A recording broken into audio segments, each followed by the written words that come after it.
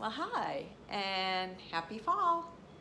So, as we start to get into this cooler weather and holidays are quickly approaching, are you feeling a little bit of anxiety about the fact that you're going to be faced with a lot of food choices?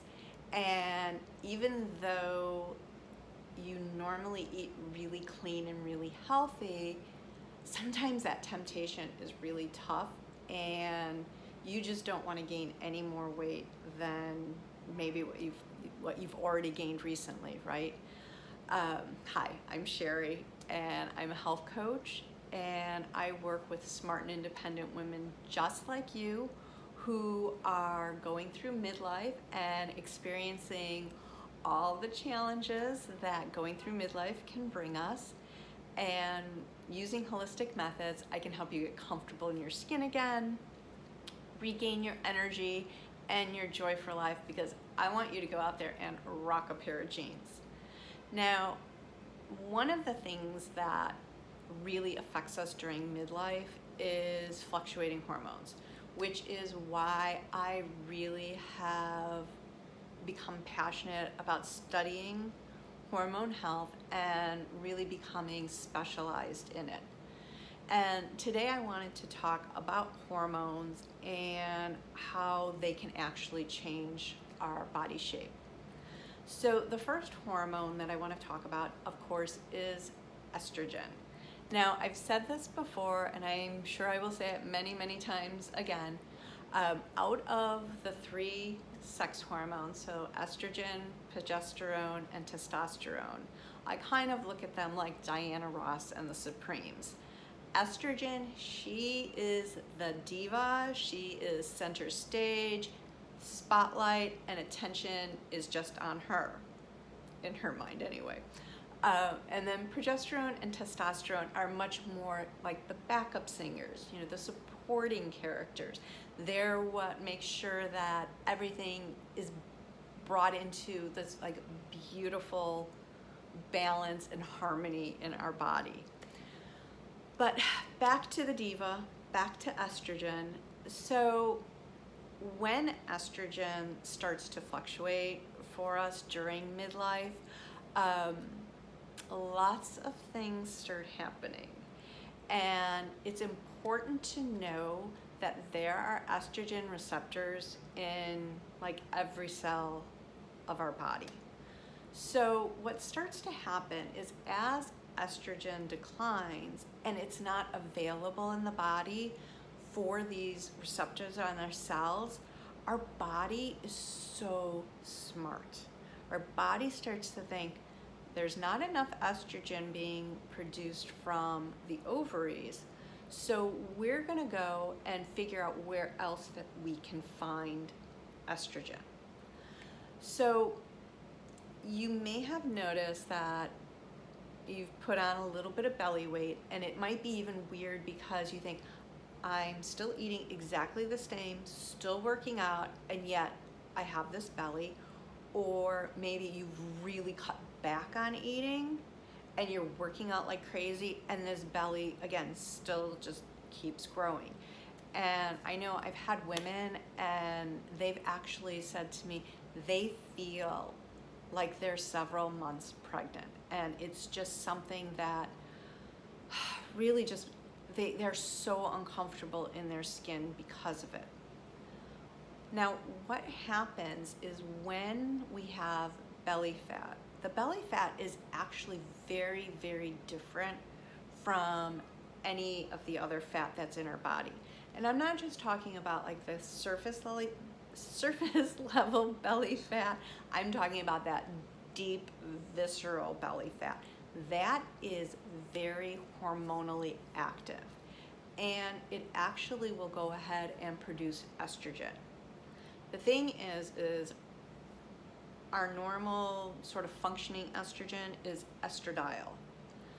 Estrone, which is getting produced by our belly fat, is lovingly nicknamed as the old lady estrogen. But like I said, our body is super, super smart, and it's going to figure out a way to get estrogen, and it kind of zeroes in and it goes, we can get this estrogen from belly fat.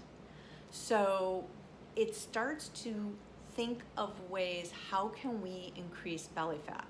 So our body will actually start craving sugary foods, unhealthy fatty foods, just in the knowledge of knowing that these extra calories can so easily and quickly be turned into belly fat, which then becomes hormonally active, which then is where they can start to, find the estrogen. So enough about the belly. So next, let's talk about stress and insulin resistance. Now, the sympathetic nervous system, that is our fight or flight nervous system. And when we have lower levels of estrogen, it actually encourages that trigger of that fight or flight response. And when we stay in a continued state of stress, our body starts to produce cortisol and adrenaline. Now, back in the caveman times, when the saber-toothed tiger was chasing us, boom, we get that fight or flight, like quick jolt of cortisol and adrenaline. We, escape the jaws of the saber-toothed tiger, and then we would be like, oh, okay, let's eat some berries, and our levels would come down to normal. But that's not the world we live in anymore. Yes, there's no saber-toothed tiger chasing us, but I swear there's a million other things that are like stressing us out and keeping those levels really high. So there's never really any on-off switch that's going on. And so what happens is when our adrenaline spikes, that's when our heart rate will increase, that's when our breathing will increase, that's when we might get like sort of that butterfly feeling in the stomach, we might get the dry mouth. The cortisol, this is what's really interesting. So the cortisol, when it thinks it's in that fight or flight mode, it thinks, shoot, we need some food fast for ourselves so that we can either flee or fight. So what happens is the body releases extra glucose into our bloodstream, and it's basically waiting for this physical activity to happen to burn up the glucose. And when the physical activity isn't there to burn up the glucose, then insulin, which is another hormone, gets released. And insulin's like, hey, we've got all this extra glucose in our bloodstream that doesn't need to be here. Let's just store it in our cells as fat.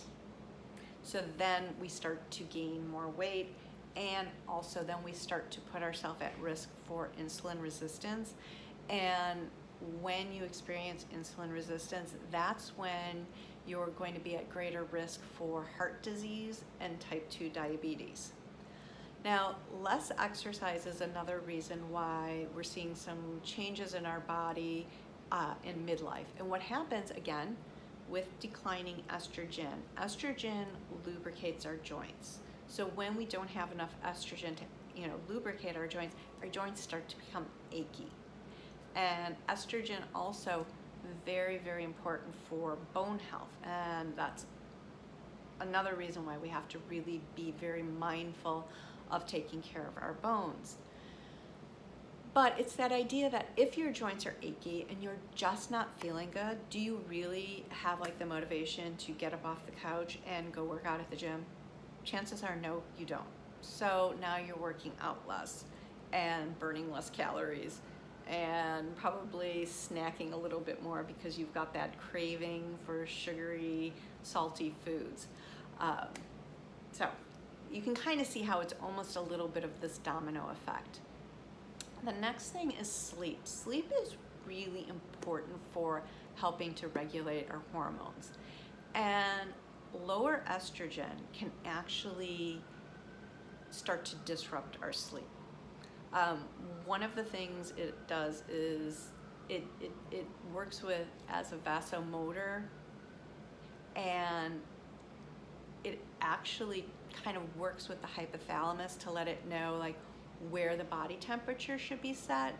And when the estrogen's not there to sort of help out the hypothalamus becomes very, almost like it can't make like small tweaks because the estrogen's not there. So instead it makes like these huge swings one way or the other, and that's where like the night sweats and hot flashes can start to come in.